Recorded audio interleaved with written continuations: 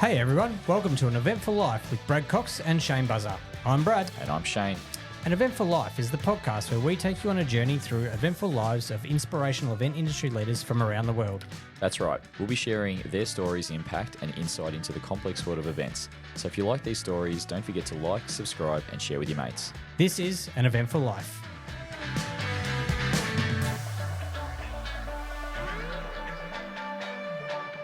Good afternoon, Buzz. How are you, mate? I'm good. How you doing, Brad? Yeah, very, very well. That's the way. What's happening this morning? And we're back in the studio, but I ran in through the door and you were head down talking away on your laptop there, busy in meetings. Yeah, there's lots happening. I mean, there's always seems to be lots happening. I was out at RSPCA this morning. Oh, nice. Yeah, we're doing a bit of work with them. They're fantastic, and pretty sure I'll end up with a dog at some point. Look, see, you're growing up finally. So, I wouldn't go that far. a family man. Yeah. So, what about yourself? What's happening?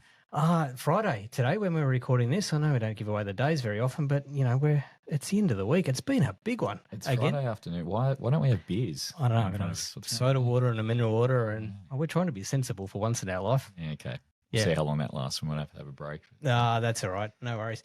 Hey, today we're finally announcing we've got an international guest. We've been tempting the listeners for a few weeks now that it's coming, and geez, we've gone straight into the deep end. It's a milestone, isn't it? First international guest. So he's waiting for us to bring him in. He's smiling, he's laughing, and you know what? You better be on your game, okay? And speak clearly because you've got an Australian audience, or mostly. So. Oh yeah, we're going to grow this American audience, and he's on, and I'm just giving away where he's from, but that's okay. We've spoken a bit about theatre and events in general, but that theatre aspect and how that impacts events, and the fact that the industry is so diverse that theatre is effectively an event in the way it sort of happens, and that's sort of where we're going from the experience, the inspiration and the skills that we learn out of the theatre genre to apply to events, and vice versa as well, and having such a diverse portfolio of skill sets within our industry. Yeah, absolutely. I saw a show last night, actually, a musical. Oh, what did you see? I can't pronounce it, but I'll have have a crack. La Cage or Foyer. Oh, French is not your strongest point.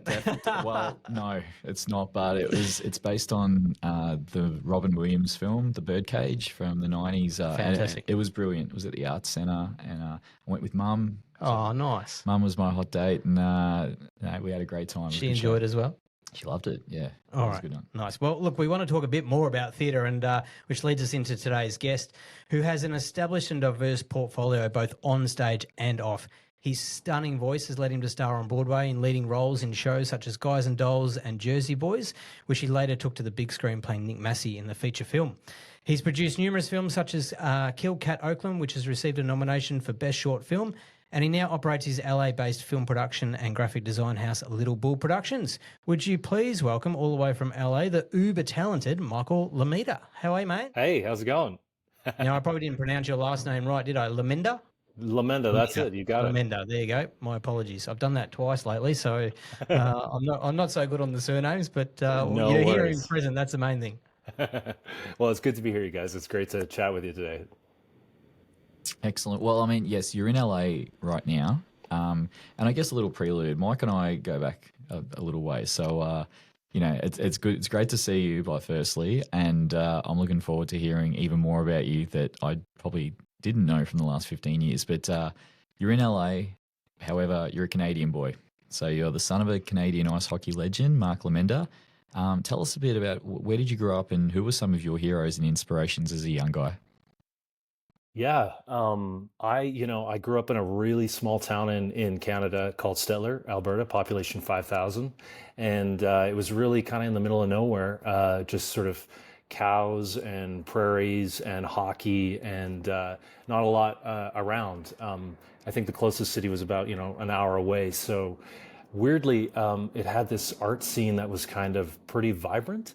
So in spite of being sort of like a hub for, kind of like blue collar folks, there was this great performing arts center. There's a great sort of community there of people who love the arts.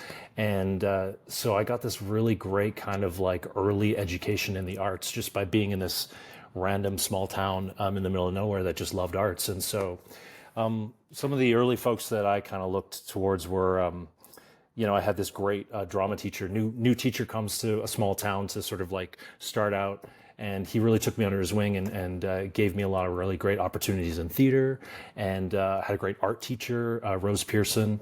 My drama teacher was Daryl Dobson, and the two of them ended up getting married, and so they were like this awesome arts power couple that became really sort of influential in my upbringing all through high school and that kind of stuff, and just really gave me kind of carte blanche to do whatever I wanted and to discover sort of early on what I wanted to be as an artist, and sort of, whether it be visual arts, or at one time I wanted to be an architect. They really sort of like helped me kind of develop that early on, and really pushed me to kind of explore where I wanted to go with that, and gave me tons of opportunities. So that's sort of like having them there to sort of like give me that boost early on really, really kind of launched things. And like it's a small community, so I think in these tiny communities, everybody kind of knows everybody, and so beyond them, even like my physics teacher really kind of like was super supportive, and because everybody knows Lomendas, and Lomendas know everybody else, they just kind of take the kids under their wings, and you're kind of raised by a community. So super grateful to be have grown up in a small town, just because the support was there. Buzz mentioned earlier about your dad, and I just want to touch on that. Were you, in terms of the hockey side of things, were you drawn to hockey at all, or was the arts always your passion? Yeah, weirdly, I think maybe some dads might be like, "Oh, my kid's got to play hockey." I played hockey. My dad was really cool in the sense that he, gave me an opportunity. I didn't really take to it right away, but he didn't really force it on me. My younger brother ended up taking hockey up and became a really great hockey player. But yeah, Dad never really forced it. That's not to say that I didn't play other sports and whatnot. And he coached baseball and that kind of stuff, and I played ball and played basketball and volleyball and all that kind of stuff. But yeah, he never forced it on me, which was super cool. But yeah, he was. It's sort of, my mom was just in town visiting, and she finally gave me like how it all happened with my dad being drafted into the NHL and stuff like that. And yeah, he played in the NHL and the WHA, which was the rival NHL league in the 70s. And they toured when incredible. they were like 18 and 19 all through the States, just young, kind of like in the 70s, playing hockey and having a blast. So it's pretty wild. Fantastic. And you Yeah. talked about your teachers, Mike. Was this, are we talking 8-year-old Mike, or are we at teenage years? At what stage was it when, that these teachers came in and really inspired you to jump into this field?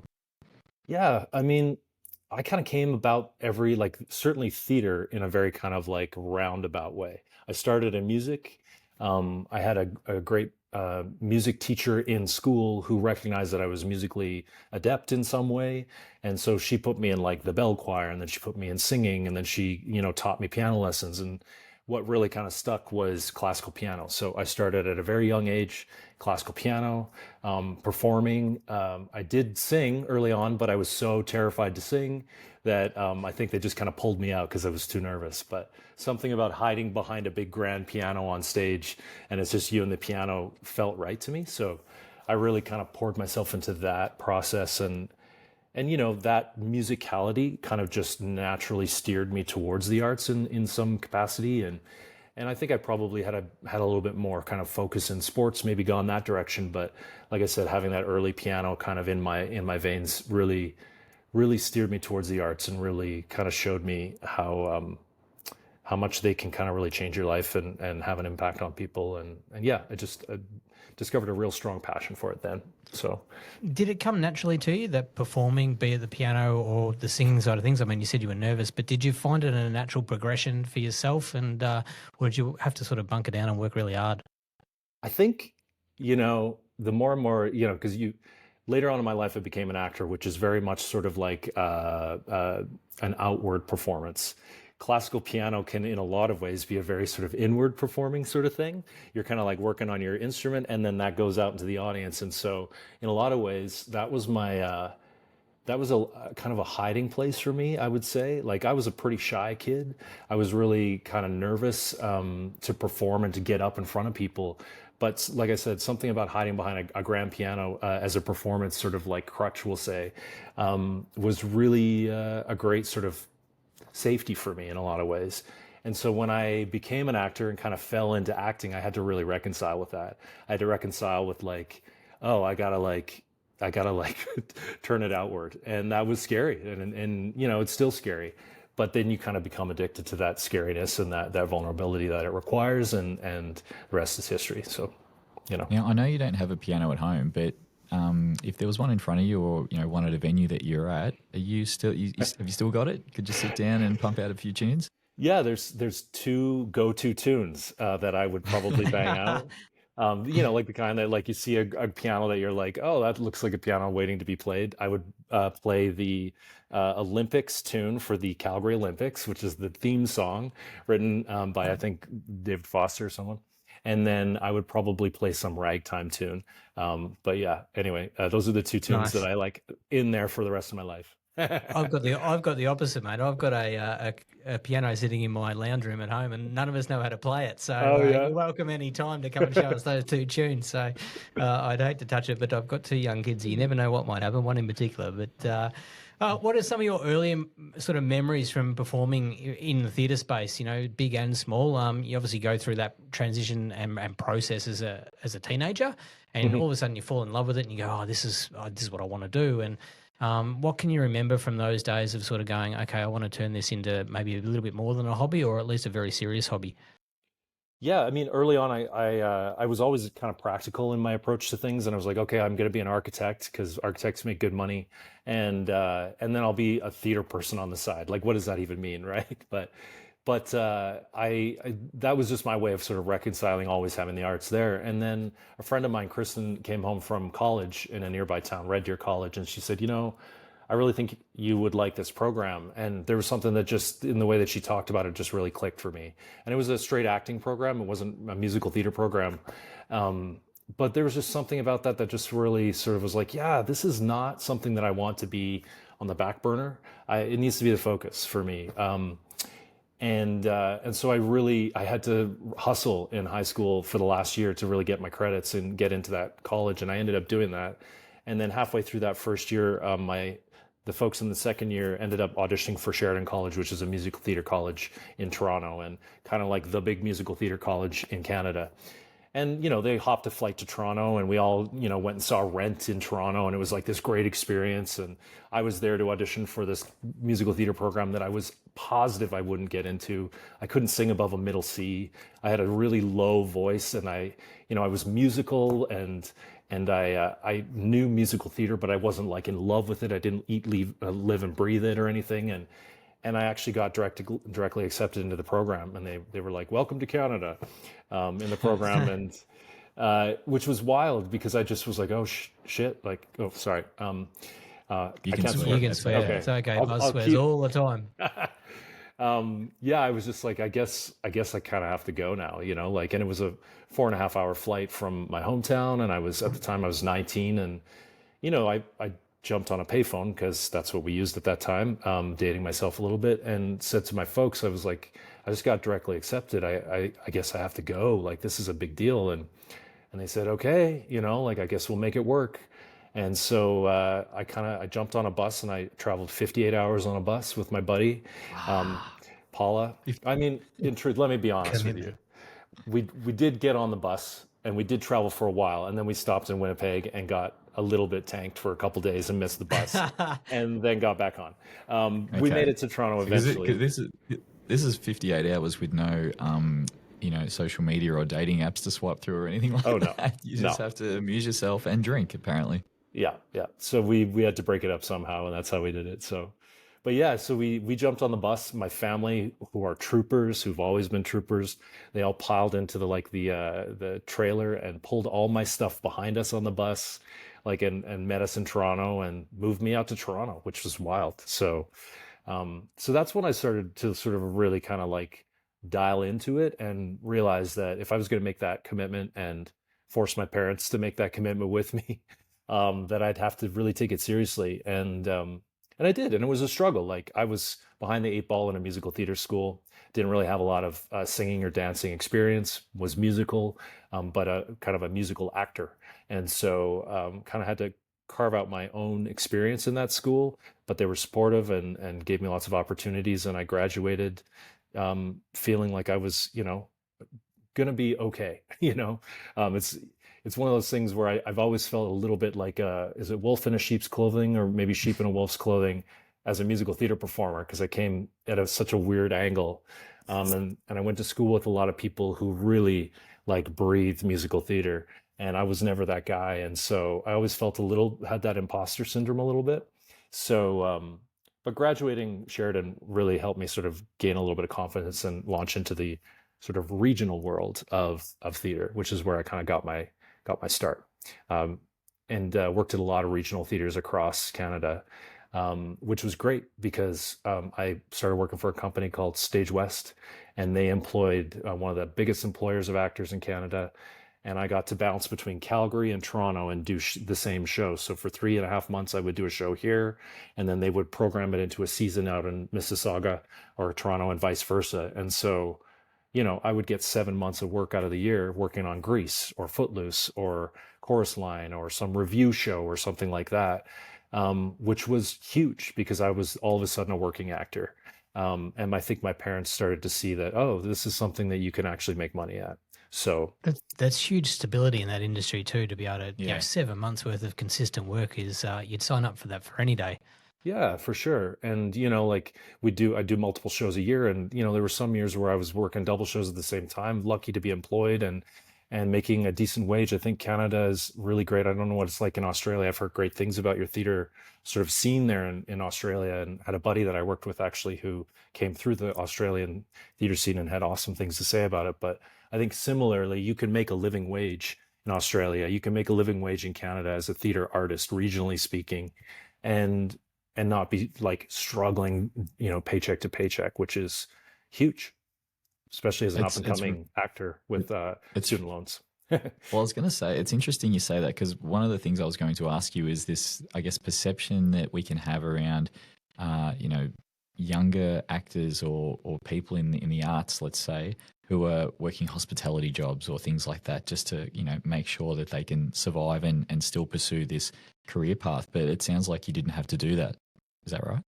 I did, I still, and like catered in my off months, like I'm a bit of like I like to always be working. So I remember one year I worked for 10 months, which I was grateful for. And then in the 2 months I had off, I got a gig as a caterer, and I just like to be busy. But yeah, I lucked into a lot of, I met a lot of really wonderful people who championed me early on in my career, very early.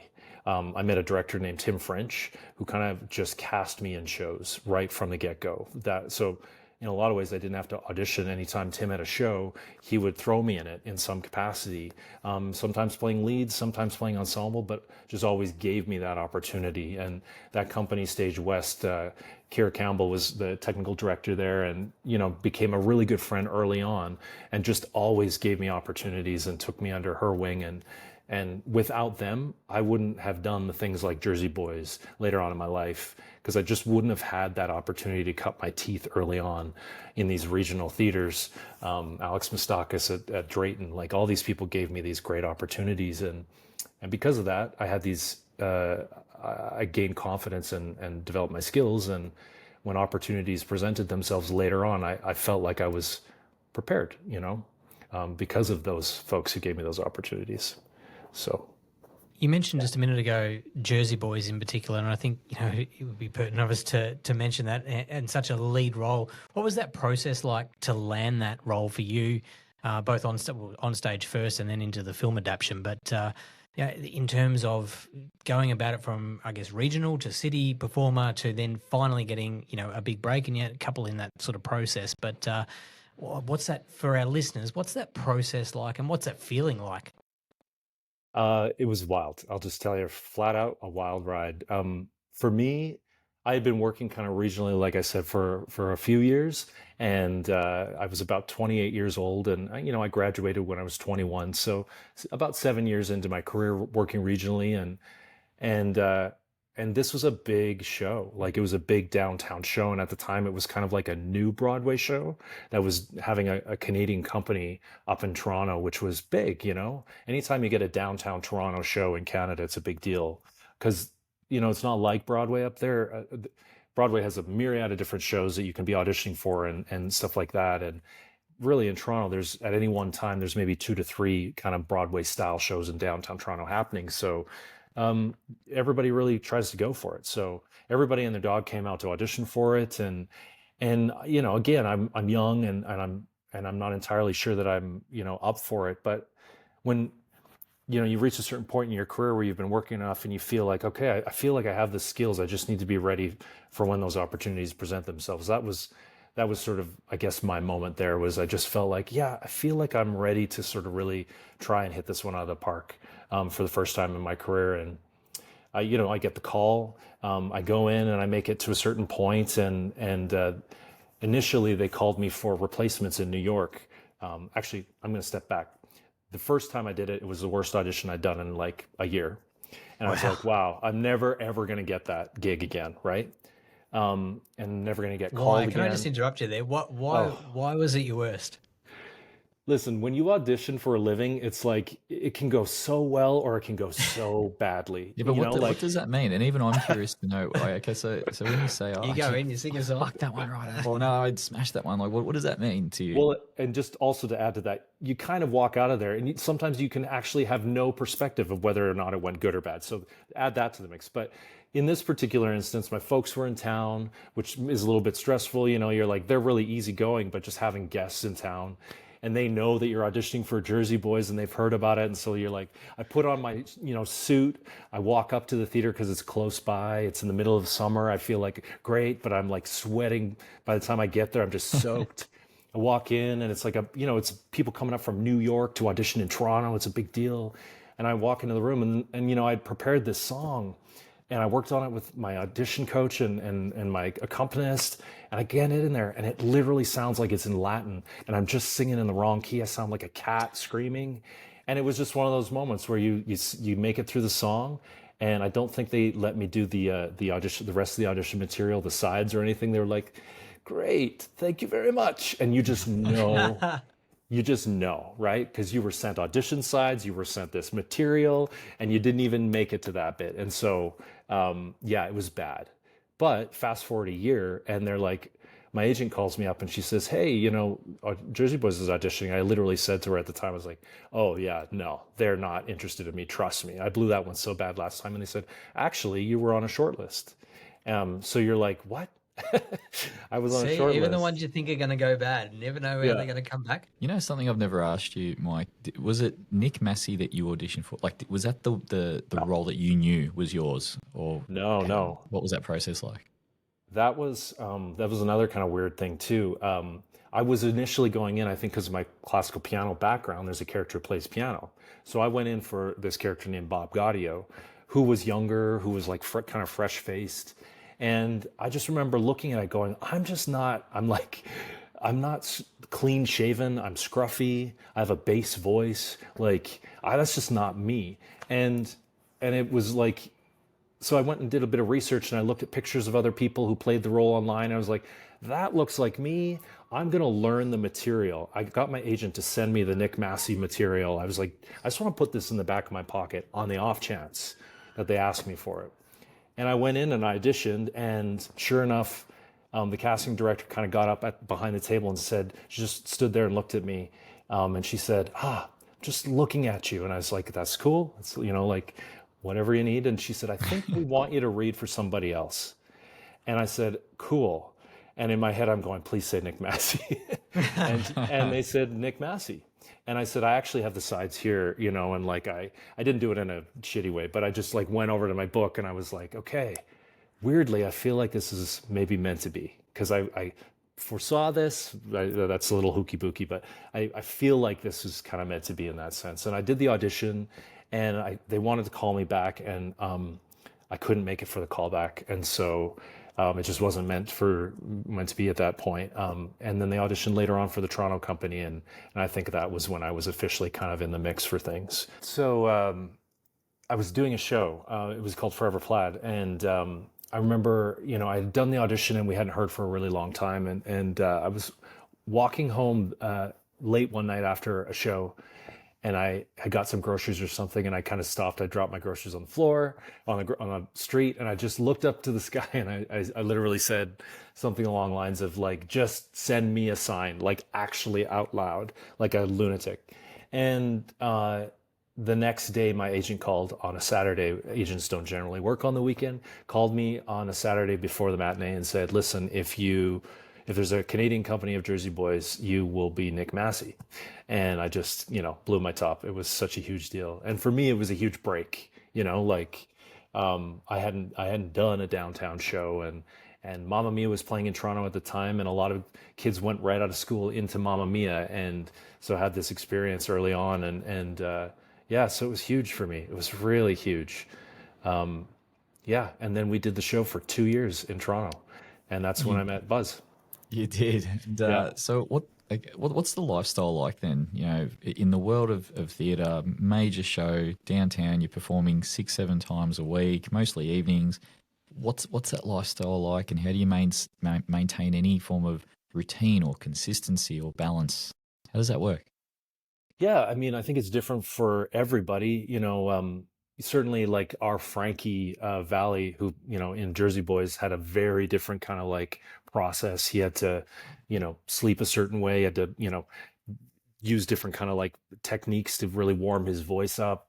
I had a different process where I like to go to the gym, sit in the steam room for a bit, just sort of warm up the body, but not warm it up too much because then you blow your voice out too early. And everybody comes to the theater at a different time too. Like I like to arrive early. Some people like to roll in, at the half hour call.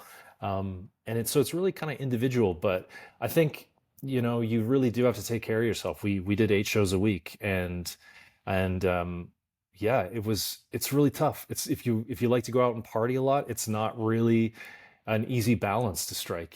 There's some people who can, and I am not one of them. I can't really do that. It's hard on me. So yeah, you really have to kind of like treat yourself like you're an athlete in a lot of ways. You have to keep yourself sort of mentally, with it. You have to keep yourself physically with it. You have to get sleep, drink water, the whole shebang. You really have to take care of yourself. There were a Um, few beers amongst there. Let's not oh completely yeah. bullshit the Yeah. audience there. Well, Oh I was no, going no, to say, no. like, we mentioned where you two met. I mean, it was in Toronto, and let's face it, it was in a bar. So, Yeah, yeah, um, that is true. yeah, Yes. yeah. Part of that performance and in theatre in general, but particularly when you're in a lead role and you're creating an experience for your audience every night or every performance. Mm. And for most of that audience, it's the first time that they will experience that show. What are some of the tools that you use to make sure, you've always got 100% energy and you're delivering the best performance you can outside of obviously the preparation, the physical side of things like you just mentioned, but Mm. in terms of physically giving yourself to every performance, have you got any sort of tools and tricks you rely on to be able to deliver that? Yeah, I mean, what was like, so it's pretty rare that you get to do a show as many times as I was lucky to do it. Like by the time I got cast in the movie, I had done the show 1,200 times, which was kind of wild to think of in my head. Um, but with that kind of level of repetition too, you really get to kind of like know a role inside and out. You get to feel what it's like to do the show when you're feeling under the weather. You get to feel like, when you're on cloud nine. And so what's kind of wild about that, and what I sort of learned by doing a show over an extended period of time, was that it can't be about getting it exactly the same way every night, because that doesn't, in my opinion, create a live performance. It kind of creates a robot performance, or Yeah. a version of a performance. And I think what I sort of learned, and this was hard to unlearn because I came from a classical piano world, which was like very much about, trying to get it right and trying to get it technically proficient, that I had to kind of let go in a lot of ways and just sort of like bring where I was to the performance every night, which meant it really allowed me to sort of listen and turn my focus away from myself and put it on whoever I was acting with in the scene. And that I think, was a big aha moment for me, because I think for a lot of years I struggled as an actor to try and like be really consistent and get it right. And I realized it's not about getting it right. It's about just getting it good and just being there and present and listening to your compatriots on stage, in the scenes. And that ultimately creates a live performance. And also like, speaking specifically with Jersey Boys, I got to talk to the audience every night, like actually talk to the Yeah. audience, Yep. which was like, I still get chills thinking about it because I've really, really loved like sitting and talking directly to people in the audience. And I really tried hard to actually look at them in the eyes if I could see them, because it's hard to see obviously from a stage, and really treat them like they were all sitting in my living room as best I could, and go on a journey with them. And that was cool. Like, man, it was cool. And you can feel that when you're standing, dead center and you're talking, it's just you talking to 3,000 people. You can feel their energy. And if they're not with you, you feel it. And if they're there with you, man, you feel that. And that's really electric and exciting. And I love that. Yeah. You touched on technical production just a minute ago, and I guess the production disciplines that go into theatre, and the precision that goes in behind the scenes to make a show work, particularly 8 times a week, and the level of complexity that goes in behind the scenes, producing to production to delivery. Our world is very much in, live event land at this end. And for me personally, I started in theatres as a stage manager and then transitioned over into the event industry. But do you come across many people, I guess, that have transitioned from both sides of the fence, so from live events into theatre and vice versa? And how do you view those disciplines as a performer and the integral part that they play? I think you hit it right there. I think they're integral. Like I think that, yeah, it's interesting being in LA, where I think where an actor sort of gets a lot of accolades and is the one that's sort of at the figurehead and at the front of a lot of stuff. They're walking the carpets, they're doing all that kind of stuff. They're doing all the press, which is how films work. Theater, I think, is just innately a more kind of like family oriented thing. We all become friends, especially when you tour a show. You're touring like a little mini city, and you just grow to love all those people, and you treat them like family, and they become your family. And you see firsthand just how all of those things help make the show what it is. Without one of them, the show falls apart. So, as an actor in theater, I think you're a cog in a wheel, that, you're a part of a larger picture. And I've loved that. I try and bring that to my films. I try and, empower people to feel that way on my sets, because I want them to invest like a family into a project, as opposed to kind of like existing in these like kind of insular tubes, like I guess it's because I'm Canadian and it's a socialist country, but, like it's, you work towards the greater good. And I think everyone who works in live events and theater knows that all these parts are so integral. And I love the part of my brain that doesn't want to just only be one thing in my life, that wanted to be an architect and a visual artist and an actor and a musician.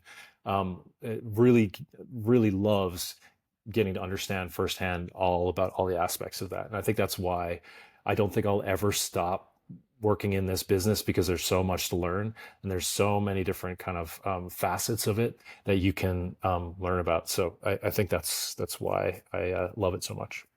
Hey, Mike, in the events world, it can be a real big coup to get someone in a touring performance to come and attend and perform at the event. Yeah. Moulin Rouge is performing at the moment, so if you can manage to get a member of the Moulin Rouge cast to perform at your event, it's a big deal. It's great. It's something that really captures the audience. And where I'm going with this is, during what was a hugely popular show, massive profile in Toronto, was that something that you guys were approached to do along the way? Did you get offers to perform at corporate events, or maybe a sporting event, or whatever it might be?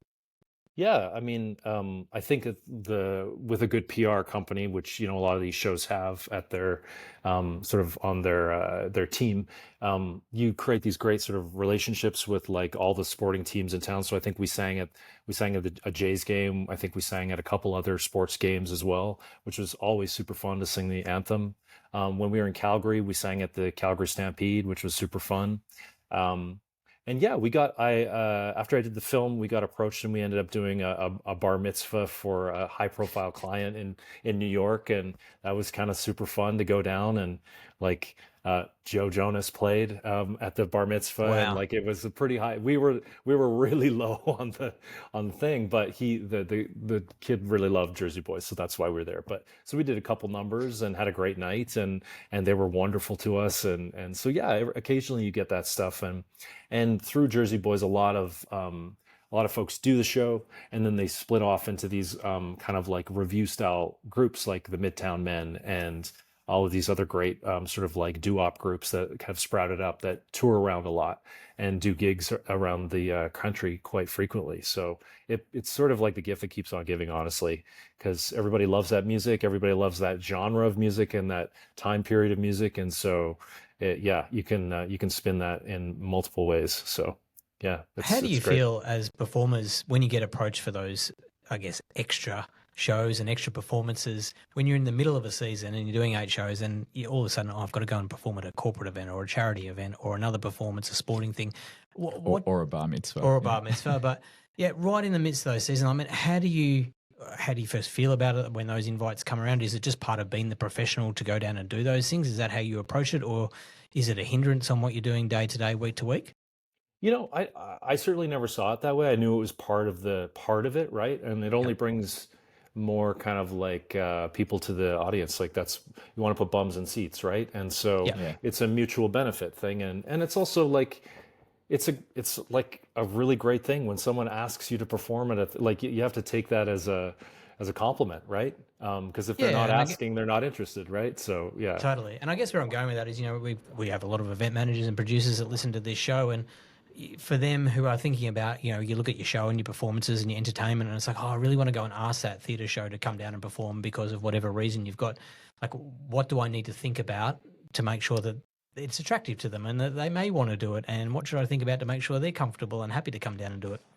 Yeah, I think obviously just always being respectful and reaching out and just understanding that people are game to do a lot of stuff. Just being communicative and respectful of their time and all that kind of stuff. I think a lot of people, because especially with touring shows, they have kind of PR packets. So they'll have songs that they've already got in the bag that they can come and kind of trot out whenever they need to. And that's sort of part of it. So, talking to their PR company and going through them and sort of seeing like, what do you have that's sort of like available? How does that fit into your live event that you're trying to book them for?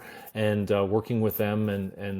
I mean, most of the time you're going to encounter people who are really game to do it because they're used to doing it. And of course, like money always helps, but it's not always the reason why we do these things, right? Like especially for charities and whatnot.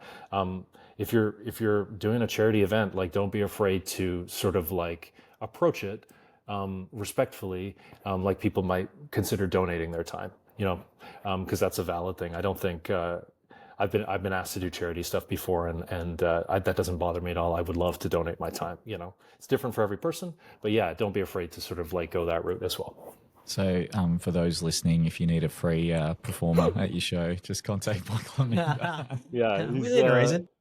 he's a little long in the tooth, but yeah, he'll sing some tunes. Do you get many requests? I mean, in terms of volume, when you're in that sort of mix, like, do you have to filter out what you want to do and what you don't want to do, or is there enough to just trickle along and do it Yeah, as they come in?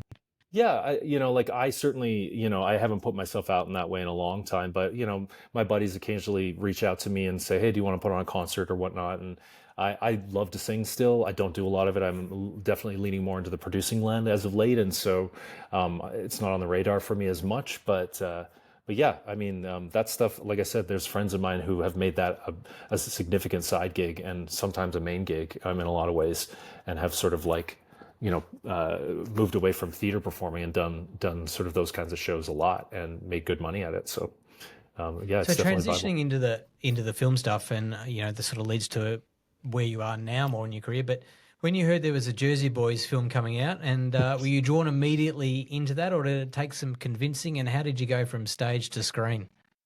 Uh, yeah, I mean, certainly heard about it, but was never on my radar. I was like, I'm a Canadian kid from a small town with no theater, like no film experience. Like, sure, it may have crossed my mind to reach out to my agent and say, hey, can I send in a tape, to see if they would even consider.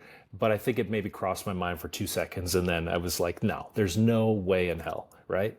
And so, like fast forward until, I'd done the show in Toronto for 2 years. I went out on the road with it for 2 years doing the first national tour of Jersey Boys. And we got our notice that the tour, after being on the road for 5 years prior to us, was closing in San Francisco. And we had about 4 weeks left. And it was bittersweet, but I'd been on the road for 2 years and I was ready to go home, and I had a great run and was looking towards what was next. And 2 weeks before the end of that run in San Francisco, I was sitting in my dressing room and someone was like, I heard some buzz outside my dressing room, and they were like, Clint Eastwood's in the audience. And I was like, what? That's crap, like whatever. And I immediately, my knee-jerk reaction was to be like, don't tell me there's a famous person in the audience. I don't want to know. I'm like, I don't even really want to know when my friends are in the audience, because I get nervous, you just like, suddenly you're like, oh God. And so I really deliberately tried to just go on with my show and not think about it. And then our swing, Mauricio, texted me a picture of him standing beside Eastwood in the lobby. And I was like, oh, well, that's real, and luckily at that point when I got that picture, I was about 80% done my show. So I was like, okay, just got to breathe, got to go out and do your show. And even though he was there was no world in which I thought he was casting the movie. Like, he's Clint Eastwood, what the hell would he be doing at a theater performance? I'm sure he's got, film people lined up. And, I hung back after the show, and he came back and was really enthusiastic, and he was about to leave, and I was like, okay, I have to step forward. I have to introduce myself. And I went and shook his hand, and he just kind of looked at me for a second. He was like, oh, nice to meet you. And I was like, that's okay. That was interesting, and shook his hand and didn't think anything about it. And weirdly, he had shot a movie called Unforgiven on my uncle's land, months ago, years and years prior. So he was sort of on our radar as someone my family knew back in the day, right? And spoke very highly of him. And of course, everyone knows Clint Eastwood and his work, but there was this weird, subtle kind of connection there too. And then, like I said, I didn't think anything about it. We closed out the tour. We went down and visited this city called LA for the first time. I'd never been there, and spent some time in LA. And then I flew home to my mom's birthday and got a call from my agent saying, oh, they'd like to see you in New York for the movie. I was like, what? That's wild. And they want to see you in a couple weeks. So I booked a flight and, and again, never on my radar, of course, just not on my radar. And I had heard that it had been, previously cast and all this kind of stuff, but I flew down to New York. I spent, $1,000 on a flight, and I flew down, and again, had another terrible audition experience. Again, arrived so. There's a trend here, Mike. I know. I'm a pretty conscientious person. I prepare.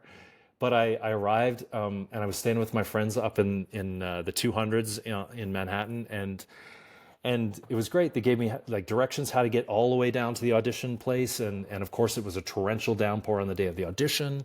I arrived late. I was soaked from head to toe in my suit. I waited for 45 minutes for an Uber that didn't pick me up, and jumped in an Uber finally and paid $150 for an Uber Black to get to this audition. I was late. I couldn't get a hold of my agent to tell the casting director I was going to be late. And I was like, I've just spent all this money and wasted the biggest opportunity of my life.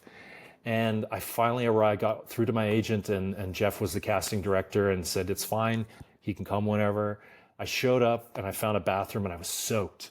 And I just wiped my hair across my face. And I just looked at myself in the mirror and I said, look, you've done this show 1,200 times. You've done it 1,200 times. Take a breath. So I took a breath, tried to dry myself off, went in, did the stuff, and met the casting director, and it was a pretty standard audition. I didn't think I knocked it out of the park. And when Jeff kind of walked me out, the casting director, he said, where'd you come in from today? And I said, I flew in from Toronto. And he's like, oh man, I hate to make people come and do that kind of stuff. And when you hear a casting director say they feel bad about making you come in, it's not always a good sign. So you're like, oh, well, obviously I beefed that one pretty badly. And so I flew home, and I was like, it went as well as it could go. And about a month later, I was sitting on a beach. They exist in Toronto. And my agent called and said, I don't know what you did down there, but you booked the gig. So Wow. And that Wow. was a month. that was a month. And then a So month had later, that just, was that gone? As in your yeah, mind, a month later, you're absolutely. like, yeah, Yeah, I think at that point as an actor, you kind of, and it's a skill that you learn. It's like you have to just sort of like do the audition and then move on.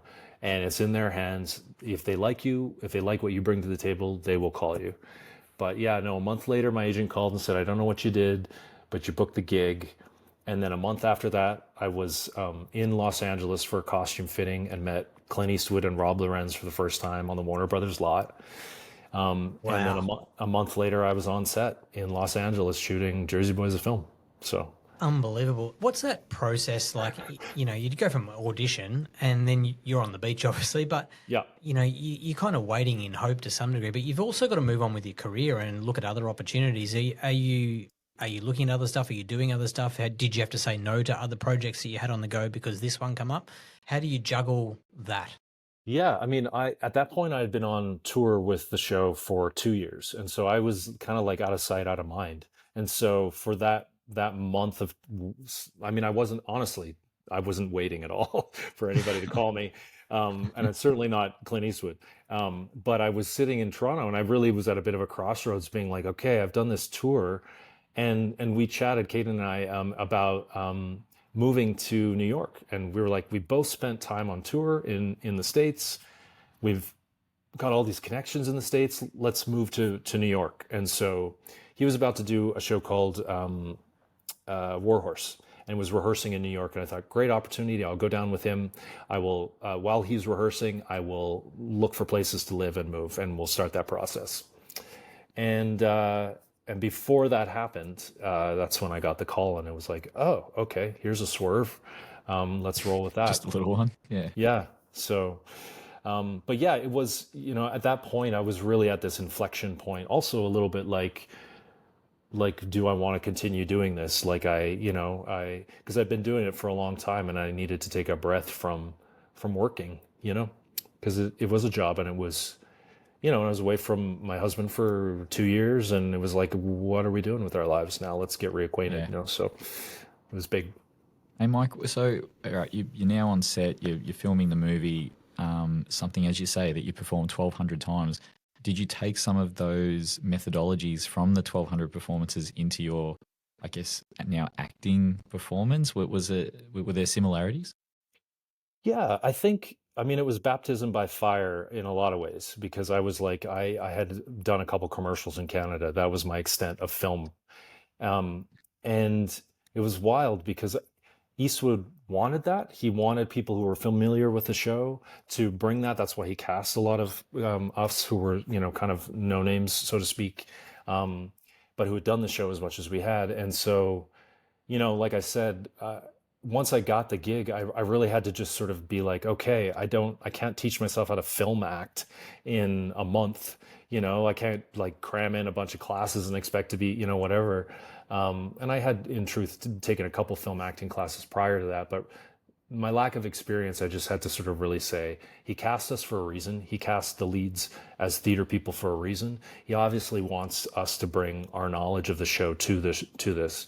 And so I just had to really kind of use that to bolster things up. And I think, like I said, when you have that much experience with a show, it's part of who you are. And like Nick Massey and I share the same birthday. Like, like it's kind of wild. There's some weird sort of similarities there. And so he had at that point really started to feel like a part of me in a way, whether or not it was truly Nick Massey or not, but a version of that role had become so deeply ingrained in me that Eastwood, who was largely improv based, really allowed us to play a lot. And so I had to kind of lean back on my knowledge of Nick Massey and the role in the show to kind of like be able to be ready to improv at a moment's notice. So yeah, it was wild. And you, And and you mentioned Broadway a few times in different contexts, but am I right in saying that after the film was done, you went back and did a stint on Broadway with the Jersey Boys? I did, yeah. We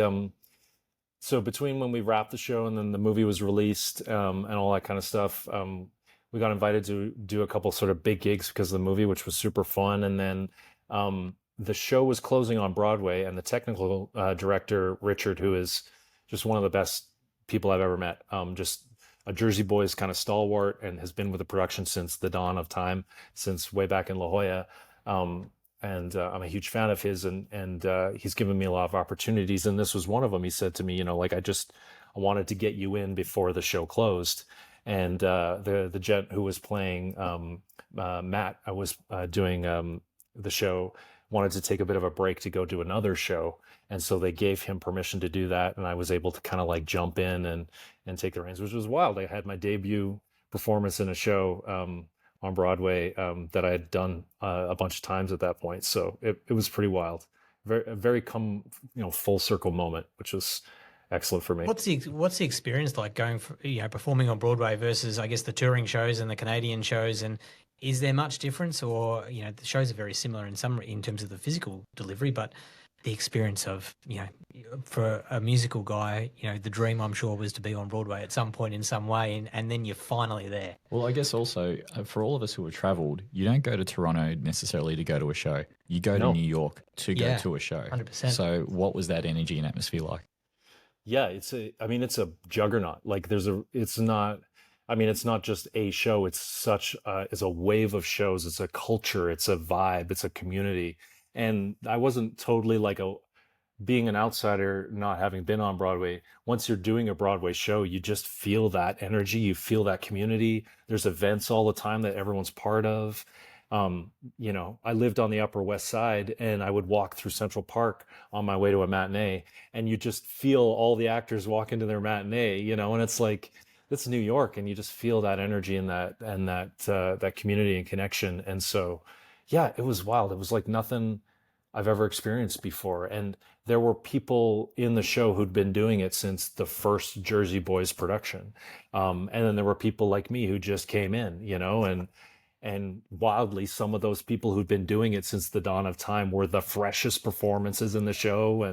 And that was kind of wild to see. And there were people who were, who'd been doing Broadway for a really long time. And it was just wild to talk to them and listen to the history and just talk to people who literally this was their life, and doing Broadway had been their lives all this time. It was, like I said, it was a full circle thing. And I just felt like such a great honor to be able to get into that show on Broadway before it closed. Did you immerse yourself into the culture with that group and with that community, as you put it, like the 54 Below, or the piano bars, and that whole immersive piece of what centers around Broadway and gives its little ecosystem, makes it work? Yeah, I tried as much as I could. I mean, I think I was only there for around 6 months, but I did. We did a couple sort of events and things like that, which were really cool. And there's an adoption event that happens annually that's like hosted by Bernadette Peters, and it's like you're part of all of this kind of stuff that's just this juggernaut. And then there's the social events, and we were there for the Tonys, so we went to I bounced around to a couple Tony parties and met Glenn Close and Andrew Lloyd Webber at one of them. Like, how wild Fantastic. Is that? And saw the cast of Rock. I can't remember the show, but saw a cast perform, and it's just wild that you can kind of like be part of that, and it's just this powerhouse of a place to be. So I can understand why people dedicate their lives to being part of that community. It's cool. So at this stage, you've performed on Broadway. You've been a lead role in a Hollywood film based on a musical. Did you feel like you've achieved everything you set out to achieve? And then at what point do you go, I think I'm done with the musical stuff. I love the film stuff, or this is where I want to go next? Yeah, I think, honestly, I love Los Angeles, and within a couple of years of being here, I was like, oh, I think if I really want to continue in the musical theater route, I need to probably be in New York. And although I did a big Hollywood film, it was a musical theater film. And, I had a couple casting directors that I spoke to in New York, and some friends who were leads on Broadway, and a couple other folks. My agent was out there, and, and I think they kind of all would have liked it if I had been in New York. But in retrospect, I had a great time on the Jersey Boys film, but one of the things that really stuck with me, and I can only sort of like acknowledge that now, was that and I remember coming home and telling Caden this. I kind of felt like I said to him, I feel like I'm 18 years old again, like, and I'm just graduating college for the first time. I'm seeing every day I show up, it's Christmas for me, because I'm like, this like production designer is coming up to me and presenting me 5 different guitars for me to sort of like look at. And this, I got to work on my costumes and work with the wardrobe department to develop the costumes that my character will be wearing. And my mind was just blown by making films and the sort of mechanism of making films at a certain level. And I just kind of was like, in retrospect, I think the chapter really closed after that Jersey Boys film. And I love doing Broadway. It was huge for me. But I think I had sort of like subconsciously moved on and decided that I wanted to just become a producer and start making films. So, and it was cool. Like I met a lot of those people on set, and I still have remained friends with them. And our first AD, Bernie, I was at his wedding, and Bernie and Jen, and we've become good friends. And you know, there's a different kind of community out here. You have to search for it. But one thing that really struck me about Eastwood and the people that he worked with were, there's this guy named Corey who picked me up on the first day that I had my costume fitting. And it was the first time I had sort of like been in LA after I had booked the gig. And he picked me up and we started talking. And I was like, "Oh, how long have you been working with Eastwood?" And he was like, "Oh, I'm a newbie." And I said, "Oh, yeah, what does that mean?" And he said, 7 years. I've been working 7 years for Eastwood. And then we got to talking. He was like, "Yeah, people come out of the woodwork to work with him, you know, like they come out of retirement. Deborah, who's been doing wardrobe for him for ages, like, you know, you build that family and you collect people who speak your language and have a similar taste, not necessarily your exact opinion, because you don't want to be surrounded by yes people." But it was just obvious he had curated this group of people that just all were kind of on the same level of him as him. And it was wild to watch that happen and click. And that was really kind of a real watershed moment for me, just to sort of witness that. And it was kind of an aha moment where I was like, yeah, that I want to do that. I want to do all of So, that. so you've really become quite prominent as a producer, but you know you did the hard yards. You know, you did some small parts and just learnt the craft, so to speak. You've had a taste for events, and you actually had a taste of events with me at one stage in LA. But Yeah. what are some of the similarities that you have found between being a producer in your world and being a producer in the events world? I think it is remarkably similar. You know, I think you're dealing with personalities, you're managing personalities, you are dealing with a team of people that you're working with very closely and over long hours and in stressful environments. You're having to problem solve on the fly. You're having to respectfully decline bad ideas, but entertain all ideas. You know what I mean? Like, it's it's so remarkably similar. You're dealing with talent. Like, I mean, that event that you produced here, you were dealing with some, you know, big names that were coming up to do that gig. And yeah, it's so very similar, and it's similar to theater as well. And you know, I think some of the best directors and the best producers and the best leaders that I've been grateful to be around have empowered their team members to with a level of trust that is kind of, you know, surprising. Like Eastwood collaborated with us like he respected us on a level that was the same as his, which for me was really unexpected. Because it was kind of egoless, and it was just like, "Hey, you're an artist, I'm an artist, let's come up with the best solution." And I think that lack of ego and that incredible amount of trust that he placed in us, and other directors have done that with me too in the past, in my musical theater stuff. You know, they've come up to me and said, "Look, I don't have a ton of time to work on you with this, but I'm going to trust that you're going to build this world out, and it's going to make the show better because I trust you." And just imbuing your team and the people that you work with that level of trust, it's wild what they're capable of doing, you know, and that's huge. I think that's just such a key to being a good leader. The past few years, you've taken a very different pathway, you know, producing and directing, but along with graphic design. Was this something you subconsciously wanted to do whilst you're performing and pursue further, or how did this life that you now live with your little production agency take shape? Yeah, it's I mean, I was a visual artist kind of almost first, and I was a classical pianist, yes, but I like really almost went into architecture, and then I almost went into visual art as a graphic designer too, before I swerved into acting. And so I do feel like it's always been there. And, when we started Little Bull, we were doing a lot of graphic design for our friends. We were doing a lot of key art for films, trailers for films and stuff like that. And I just sort of said to Caden, I think we need to call this something and register it as a business. And because I think eventually down the road, we wanted to build a company where independent filmmakers could come to us and we could help them not only develop their film, take it through production into film festivals and beyond, but also help them package their films and develop a brand for them and develop their key art and their trailers and their pitch decks and really be kind of like a one-stop shop in a lot of ways. Because a lot of production companies have to outsource that stuff. And we found that a lot of kind of production companies that were working at the level that we aspired to were outsourcing that graphic design work to us.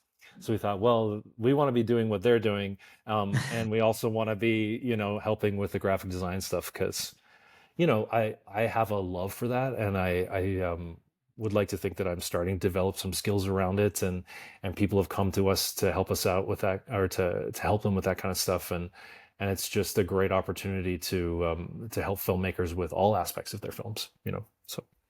Do you miss being on stage or on screen as well? Only when I talk about it, to be honest, like talking about it with you guys, like, because I go back there. I mean, just being an actor, I think you just kind of go back to those places really easily. And yeah, there's definitely some aspects of it. And the community, I think I've sort of gone from showing up at work every day to a community of people. But weirdly, like, we wrapped our first feature film and up in Hamilton, Ontario, which was awesome. And I started to feel that same sense of community and that same feeling that I used to feel when I'd show up to the theater every day, or show up on set as an actor. And I just was like, yeah, this can exist and does exist, but just in a different way. And it's equally as gratifying. So I just really want to make films all the time now. So that's the goal, really. That's what I dig. And Mike, so LA is obviously full of stereotypes in that world, but what is it like to live and breathe it every day in the industry and coming from another country, even though it's, you're a neighboring country, if you could give some advice to anyone thinking of taking that leap to pursue a career on or off stage, what would it be? Yeah, I think I think all of the stereotypes you think about LA are true. Like, and you can come down and you can see everything that you've seen, all those stereotypes.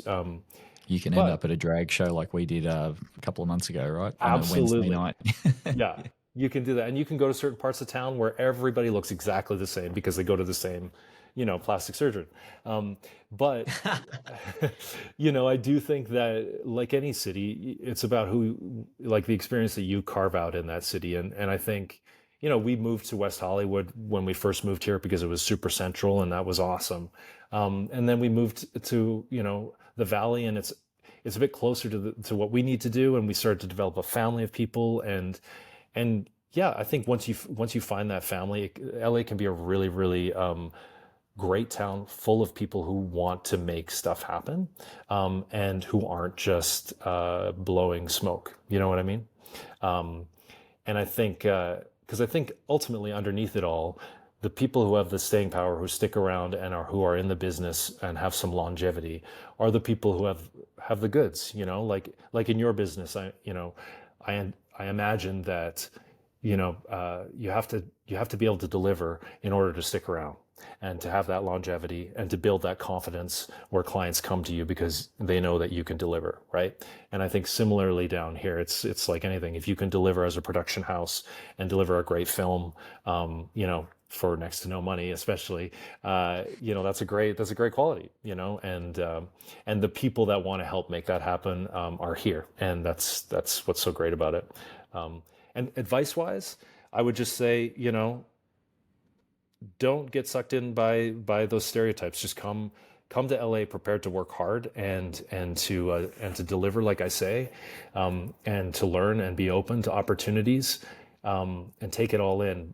But it's really easy to get kind of like sucked in by the weather and sucked in by the glitz and glam. But there is a really hardworking community here of people that will be there for you if you find them. You just have to look. So Amazing. And we always say, hey, you're only as good as your last gig, and I would say it's very much true on the same on your side. On the same notion, what advice would you give to our listeners who have dreams of performing on stage in musicals, given your history and experience and going from one extreme to the other?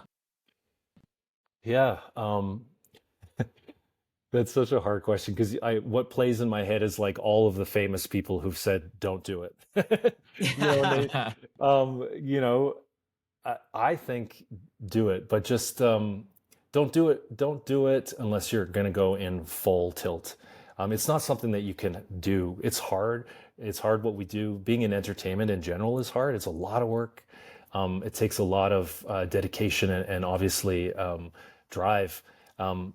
But yeah, I would say if you've got another option, then maybe film or theater or the arts is not for you, right? Like, and I'm not saying like become the architect, because I could have become an architect, but if in your heart you think that there's a better option for you, do that other option, because you're going to be tested like no way, I think, in a lot of other sort of professions like you are as an artist, as a performer. It's going to test your dedication and your drive and your tenacity and all that kind of stuff in a way that I think is Olympic level at times. And so you got to be there. You got to be there to show up for it full tilt. But it's, on the flip side of that, it's so incredibly gratifying. It's so wild to finish a show and go out to the stage door and meet the people that you've affected in some way. Like, what a great responsibility and privilege to get up and just take people away from their lives for a couple hours. It's just huge. And it's really gratifying in a way that I also think pays dividends in ways that maybe, I don't know, other professions might not. So yeah. Mike just touched on meeting people side of stage. One thing he did for me a number of years ago, my mum visited me in Toronto, and I didn't tell her that. Do you remember this? Yeah. Hi, Judy. Hi, Mum. I didn't tell Mum that I was friends with the cast, and I took her around to the side, well, just accidentally, the side of stage, and there was Mike and Quinn and the rest of the cast waiting for Judy, and took her on stage, and she got a photo with the crew, and she'll never forget that. I'll never forget that. And thank you so much. And I'm sure you did that for hundreds and possibly thousands of people over the years. So that experience in itself is amazing for people. So thank you for doing that. Oh my gosh. I mean, it's weird. Like there's a proscenium, sort of like thing that like separates you from the audience. And it just feels so good at the end of a show to just like take that proscenium down and be like, hey, great to meet you, and to connect with people, because I don't know, you feel like you've spent that time together. And I know, it's good for us too, to meet the folks that we're sharing that space with. So it was awesome to meet your mom. She's amazing. I would expect nothing less. Yeah, she's your mom. So yeah, it was wicked. And they're just amazing memories. And I think that's part of the power of theatre and events. They are lifetime memories that you're creating, and it's every night on that stage that you're performing that show. I can remember nearly every show that I've seen in some way, and how and the delivery side of it, but particularly the ones I've sat in the audience for, and where I was and how I felt and who I went with and where in the world that was. It's just incredible. And, your mum's now had a lifetime experience and a memory that she'll never forget. And the same with you. And Mike's delivered yet again. Well done, mate. Now, talking about delivery, we're at rapid fire question time, and old mate's been chomping away here because he's got a lot of history on you, and I've had to shorten his list a little, but I'm not going to stop him at the same time. So, Buzz, you're on fire now. I'm going to sit back and just enjoy this. I had to reduce this, the number of questions from about 40 down to 5 or 6 here, but here we go. No, I was nice to you, Mike. These are easy. Okay. What's your favourite musical? Cabaret. Nice. When people ask where you're from, do you say Canada? I say a tiny little town called Stettler, population 5,000. That's awesome. And do they look at you and go, what the fuck is he talking Yeah, about? usually. Yeah. Nice. True or false? You once bailed on a Sunday matinee show after a night on the booze. Well, you know the answer to that, so why don't you just answer that? Because I'm it was because asking of you. It's a you. true or false Is it question. true? It is a true question. It is a true. This was the first show. Buzz is responsible. Here's some history. Buzz is responsible for the first show that I ever called out of, which is like a big deal And in Canada. Yeah. And I I, called, I And have a you're, small on my face. and you're still yeah, talking to him. I can't believe it. I So know, I What I, know. what I what I will add to that is that there was also another cast member who also bailed on the matinee show. Yes, very unprofessional. Usually I'm a very professional person, but that was a moment of unprofessionalism. So Yeah. Well, I'm instigated sorry by to the Buzz. I'm sorry for the Toronto crowd who missed two of the actors. Anyway, okay, moving on. What's the best event that you've attended in LA? Ooh, best event. Well, the Hollywood Bowl is a sick venue. It's just Mm, like, there's nothing like it, I think. There are things like it, but I've certainly never experienced them. And I saw 2001 Space Odyssey. It was projected on screens, but the LA Philharmonic Orchestra, and then I think the LA Choir sang the score while that was being played. And so they all performed that live, and I watched that. That was wild. And I saw Florence and the Machine there as well. I saw a couple of musicals at that venue. nice. And there's just something about like taking your wine and your booze and your food and whatever else you like to partake in, and sitting under the stars and seeing the Hollywood Hills, and listening to great music in that venue. It's wild. It's Yeah, special. Mhm. it's on the list. You got to Yeah. take me there next time. Yeah. Yeah. Do you know exactly how many times you've performed in a musical in your life, or at least a ballpark? Performed in a musical, or not a specific musical, or just in general? In general. In general, I gotta say probably maybe over 5,000 performances, maybe Wow. closer to like between 5,000 and 7,000 performances. Because, like if I say 2 years of Jersey Boys, no, 4.5 years of Jersey Boys equals around 1,200 performances. And I performed for, yeah, so my maths are bad, but somewhere between 5 and 7,000. Yeah. Okay, that's huge. Yeah. What's the best advice that you've ever received? The best advice I've ever received. It was from a guy named Joe. Joe is not with us anymore. He was one of the actors in Jersey Boys. I'm getting a little verklempt thinking about it. But Joe was an actor with me on tour, and I booked Jersey Boys, and he's actually a great film actor. And I said, Joe, I've done this thing. I've accepted this gig, and I don't know anything about it. Can you please, with your wisdom, give me your like top 10 tips of what to do on a film set, because you've done it so many times. And Saravo says he sent me this beautiful email, and just had all these things. And one of the things he said was just respect everybody, treat everybody with respect on set. Um, and I try to do that as much as possible in life, but also on set. Like no matter what you're doing in a gig or whatever, tensions can be high. The client could be chirping at you, whatever it is. It ultimately doesn't matter in the grand scheme of things. You just got to be respectful to the people around you, because it's not brain surgery. You're trying to create a fun event, and an experience for people. And so you got to maintain that respect as much as you can always. So yeah. I can definitely translate into what we do. And then I've got one more. It's kind of broken into two. Okay. When are we going to see you in Australia? Really put me on the spot. You know, it's one of the places it's on my bucket list of places to go. And obviously it's like top of the list because you're there and you've been grilling me, and obviously Australia is amazing. And I have cousins there. Like I actually have cousins who live in Australia. So, yeah, I can't answer that. I still can't Okay, answer that. right. What you can answer though is, can you do an Aussie accent? No, I can't do an Aussie accent. I think I did one Aussie interview for some folks while we were doing promo for the movie.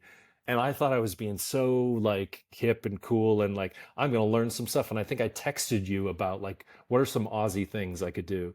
And I was like, oh, I'm going to send them a video after the interview of like me doing some Aussie stuff. And they were just like, yeah, cool, whatever. It was like, it did not go over well because I'm awful at it. But yeah. Okay. There's a guy named Brian Jordan Alvarez who's big over in Australia right now. He's like does all these great TikTok videos and he's got all this music. I don't know if you've heard of him, but he does a great Aussie accent and he's from LA. So I'm gonna Well, default you, to you him. need to speak to him and get it together. All right, but Yeah, that's all I for will do me. that. You You survived. survived. There was Ah, nothing too nice. bold there. That wasn't too bad. I expected far worse from you, but Can yeah, I add one? I'm just curious. I know we talked about musicals and we spent a lot of time on Jersey Boys, but yeah. taking Jersey Boys out of the equation, do you have a favorite character that you've played, or a favorite show that you've been in? Yeah. I mean, I mentioned that I love Cabaret. I love that musical. But I played Cliff in that musical, and I would have liked to play the MC. It would have been fun to play the MC. I just think that's a super fun role. But honestly, the best time I had was playing Kinnicky in Greece. I had a great time doing that, and the reason why is because like in my career, I always say this to people. I'm like, I was never a Danny Zuko. I was always a Kinnicky. Like that's just like my MO. Like I don't want to lead the show. I just want to be the supporting lead. I want to like help everybody have a good time, and I don't want to carry like the show on my shoulders. So I really enjoyed being Kinnicky, and Yeah, awesome. yeah. Nice. Anyway, We like to finish these episodes up with a bit of a tradition we've started this season on An Eventful Life, and that is we've asked the previous guest to leave the next guest a question without knowing who they are. oh, So fun. today's question for you: for your legacy, what would you like to be remembered for? Oh my gosh, that's such a huge question. I think as an artist, finding your voice and finding the way that you kind of communicate with people is like a lifelong journey, right? And so I guess if at some point the art or the films or the performances that I create or make or something can sort of change the way that people might feel about their life, change the direction, change the way that they interact with other people, make them love more, make them care about people more, and make them be more empathetic to others that might be different from them. Um, yeah, sorry. I just think there's been times oh my God, I'm getting emotional about this, but there's been times where I've watched a performance or seen a piece of art that has just moved me in a way that has just completely changed the way that I look at somebody, or I've interacted with people, or made me go back and say, I really wish I wouldn't have said that, or I want to love you more. If any of my art can do that for people, then I think that's my legacy, however big or small that is. I don't care if people remember my name. I just hope that I've moved them in some way to love more. Incredibly powerful. Amazing. I don't think we'll get a better answer than that. Never. No, there you go.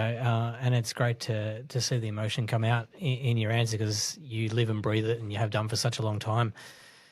Mike, we really appreciate you joining us on An Eventful Life. I've loved this chat. I know Buzz has loved catching up with you as well. But for me, from a theatre background initially, to talk to you, to hear your life story, to hear what you've been able to contribute to so many art forms and dedicate your passion, your life to, has been absolutely inspiring. And I really love the chat. And I look forward to hopefully catching up with you when either I'm in LA or you're in America next. And We'll have to do a part 2 for this in person. Yeah. Mike. I will love that. That'd be great. Yeah. So, but thank you very much for joining us. It's been an amazing conversation, and we wish you all the very best. Likewise, gents. It's a pleasure. Thanks so much, Mike. Yeah, cheers. Thanks so much, man. It's so good to see you. All right, take it easy. Thank you for listening to this week's episode of An Eventful Life. Don't forget to subscribe on your favourite podcast platform so you don't miss an episode. It makes a huge difference to us. And don't forget you can also find us on our new YouTube channel. This show is for you, our listeners. Our aim is to bring you the most in-depth conversations and life experiences from the event industry. So if you have any feedback, suggestions on guests you would like us to interview on the show, please reach out to us through our social media channels. I'm Brad. And I'm Shane. See you next time on An Eventful Life.